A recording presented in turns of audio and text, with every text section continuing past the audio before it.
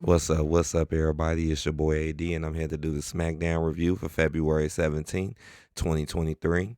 The headline for the night was Sami Zayn returns home to Montreal, hell bent on conquering Roman Reigns. Oh man, what a terrible ending. What a terrible joke ending to SmackDown. I mean, man, this was a joke. This was such a joke. But let's get into it because not too much happened in this episode, but we going to get into it. All right, so it began with Ronda Rousey and Shayna Baszler defeating Natalya and Shotzi. So basically, this was basically kind of like a match to show like people that was in the chamber. Got Natalya, some of the other people showed up, but honestly, this was just a match for Shotzi and Ronda. Again, majority of the matches that we see, besides maybe pay-per-views, be the same old typical stuff. It's like obviously Ronda and Shayna is gonna beat them. You know what I mean? And that's what took the excitement out of the match. It's like, yeah, there were some moments where they tried to let them get off. I mean, honestly, in this match, Shotzi did the most stuff I've ever seen her do. She did this one wild ass slam, then she dropped like a DDT off the ropes and onto the apron. So that was cool. But at the end of the day, Shotzi just ends up tapping out. They didn't have Natalya tap out because they were using Natalya for being in Montreal. So that's why they had her come out first. And you would think they would give it to Natalya just because of where they're at, but no, they didn't. Nope, it's gonna go to Ronda and Shayna. That's why I'm a little annoyed Ronda is back, because it's like, here it go, Ronda's back, so now it's gonna be back to the same old Ronda and Shayna just attacking and getting the better end and winning all their matches. It's gonna be right back to that again. So not that entertaining. Oh, this part was stupid too. Bray Wyatt and Uncle Howdy laid waste to Hit Row and delivered a message to the winner of the match between Brock Lesnar and Bobby Lashley at WWE Elimination Chamber. Now, why do I say this part was stupid?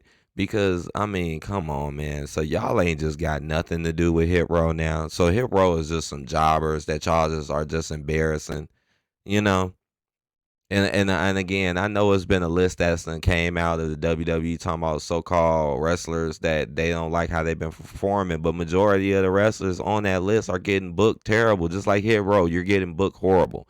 We don't see your entrance. They make you come in and sing a goofy song and act goofy, not like seriously like it was months ago. No, make you come in and act goofy, act stupid, and then next thing you know, Bray Wyatt and this dude come out of nowhere and just attack you for no reason and just fuck y'all up for no reason, and there's nothing you could do about it. Man, I feel bad if I was a hero because you just ain't got shit going on. Y'all just some jobbers now, and that's sad, man. Because when they first came back, they were getting booked kind of strong, as if they would have been a threat. Then all of a sudden, now it's just going downhill and they ain't shit.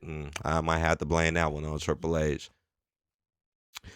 And yeah, him and the Uncle Howdy dude or whatever. I guess it's three of them. Oh, they never told us about why Bray got attacked that one time. Remember when he got attacked?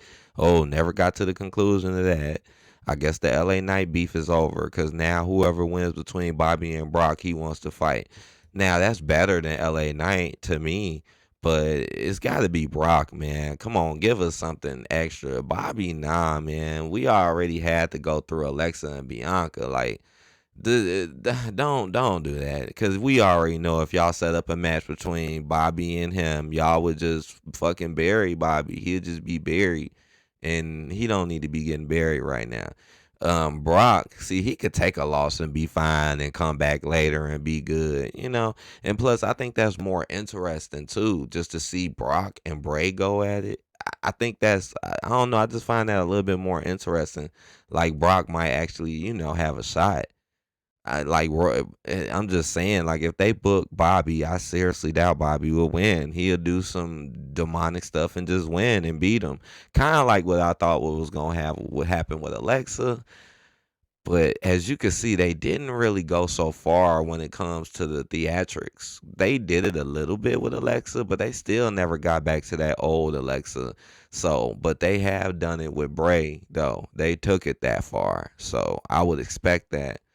But yeah, Hit Row getting done like that. Come on, man. What the hell? What the fuck? I mean, for no reason. Just think about that. For no reason, Bray just comes out and just attacks him and fucks him up for nothing.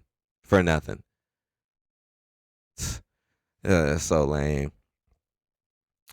Drew McIntyre and Sheamus defeat the Viking Raiders. Again, pretty obvious match. I mean, it was a decent match, but again, it's like it's hard for these matches to be interesting when you know the outcomes. I like a surprise, or I like for certain teams to lose sometimes to give you at least maybe like a wonder, not the same teams constantly winning. This is just like how I be in AEW a lot. This is why I think AEW is. This is why I don't really be into AEW that much. I know they be having a few surprises here and there, but AEW is really bad when it comes to this. It's extremely bad. Like where you know who's gonna win, certain wrestlers are gonna win just because it's a certain person fighting someone else, and they're gonna like with this match. You know for a fact Drew and Sheamus is gonna beat the Raiders. You know this for a fact. Ain't no way in the world Raiders gonna beat them. So don't So it's kind of a time waste. It's, all right, let's watch this 20-minute match when we know Viking Raiders are gonna win. I don't know. I mean, not Raiders, but Drew and Sheamus. I don't know. That was weird to me. I guess they did this because they didn't have nothing else to do with Drew, but that was even weird. Like, why click Drew up with Sheamus when Sheamus already had his own group and his group was behind stage before this match started, too? But apparently, Sheamus isn't with them anymore. Like, he done found the new buddy, Drew Mack. Yeah, they win, though. Then we had Asuka defeating Liv Morgan. Now, this match I actually liked. This match I did like. And this match was a little more questionable about who will win. Yeah, Asuka was my main pick because Asuka kind of has been on the roll since she came back at Royal Rumble with this new get up. But Liv, you can't never count Liv out. She's one of them type of people you can't count out too much. We done seen Liv get a whole bunch of sneak wins and just out of the eye, just victories like we wouldn't expect it. And Liv be putting in that work too, though. She do. She be like, even in this match, she was really trying to get at Asuka. She was. But Asuka, man, she just done went crazy mode. Like I said, ever since Asuka came back, man, it's like she just been winning all over the damn place. Seeing Asuka on SmackDown was crazy. And this was the match, too, where they brought a lot of people from the chamber out and added theatrics with Carmella and stuff. But I actually did like this match, though. Madcap Moss, okay. Natalya is honored to compete inside the chamber.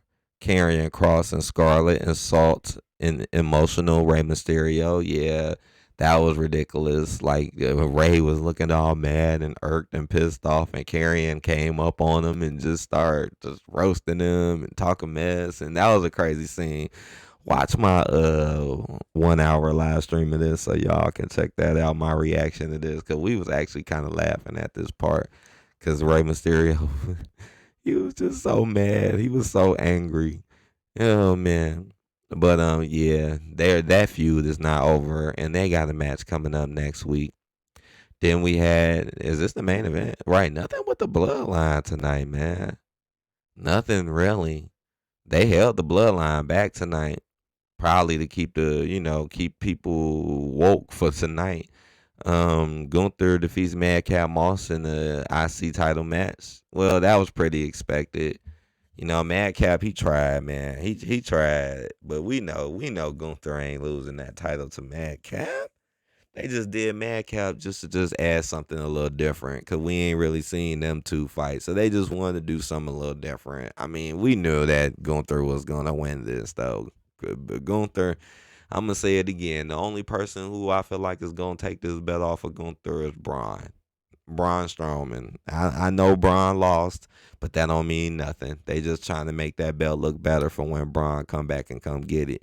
Don't let that little bullshit tag team they threw together with him and Ricochet fool you, right? That like he's really like Braun really gonna stay on the tag team with Ricochet. No. That's not the whole point of his run. But yeah, Madcap loses. And then we got an impassioned Sami Zayn return home to an incredible Montreal welcome. And then it says Zayn is determined to defy the odds at WWE Elimination Chamber against undisputed WWE Universal Champion Roman Reigns. And as you can see, they didn't write shit. Like, where's the writing?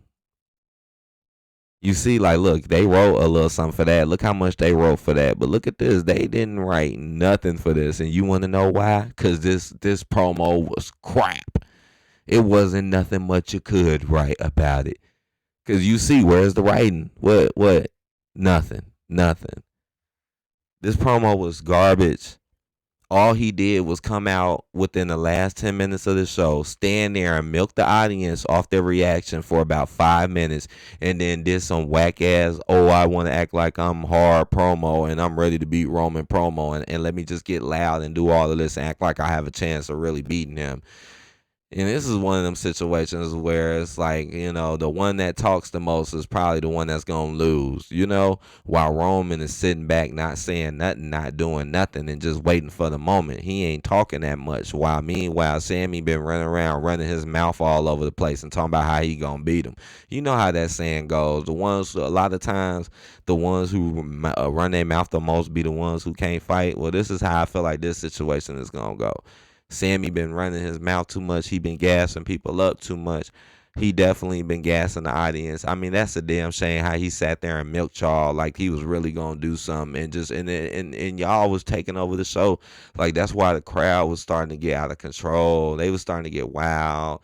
They was just starting to cuss a lot. Like, this scene was a lot when it came to just how the crowd reaction, but it still wasn't a good promo at all. It wasn't. I mean, look at him. Come on, we can't take this man seriously. Oh, you have a black hoodie. Oh, you're Sami Zayn. That's who he's been. That's what really pisses me off about this too. I'm Sami Zayn. Duh, that's who you was from the very beginning. That's more proof that that's you as a snake.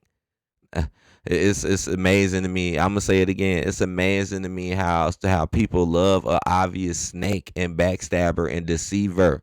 This guy clearly was lying the whole time about what he was doing with the bloodline. And it's proven. It's proven many a times how he wasn't really there to defend them and how he was lying about the stuff that he was doing. This shit is factual.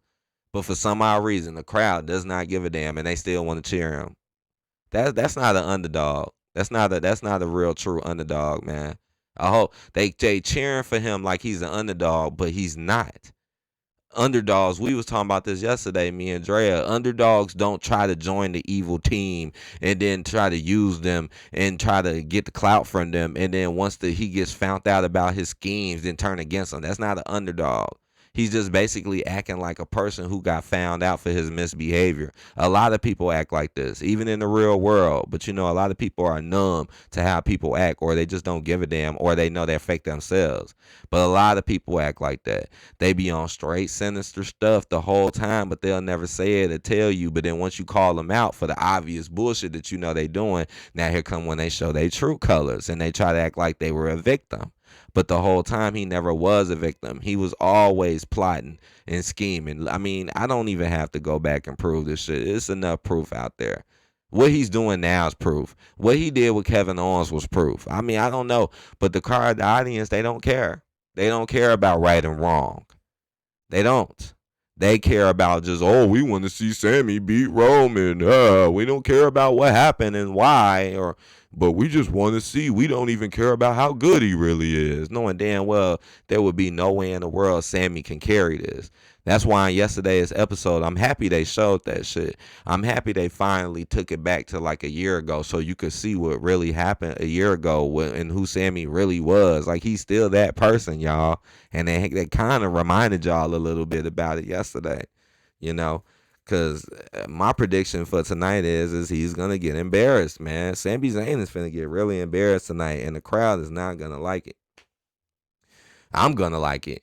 But the crowd is not going to like it. They're going to be pretty pissed and pretty mad. And Roman is finna get all the heat that he needs to head into WrestleMania. Doing what he's finna do tonight is finna give him mad heat.